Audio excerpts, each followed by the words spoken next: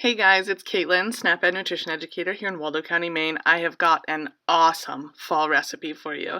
We're doing pumpkin ricotta stuffed shells. Guys, this one is so good, your friends are going to ask you for the recipe, I promise. So we're going to start out by putting the ricotta in the bowl, and then we add a can of pumpkin, and then some Parmesan cheese.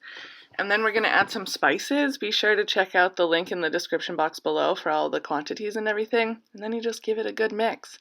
Then we line the bottom of a casserole dish. I don't know, what do you call that? Line the bottom of the pan with a little bit of sauce. No oil. This will help make it not stick without adding any extra fat. Then that tomato sauce kind of comes up around the edges of the shells, keeps everything nice and moist. Top it with some extra cheese. I added a little sprinkle of breadcrumbs, and oh my goodness, you guys, this was the best. Thank you so much for watching. Get all the recipes in the description box below. Don't forget to post your creations to social media with the hashtag MaineSnapEd, and head to mainesnaped.org for more.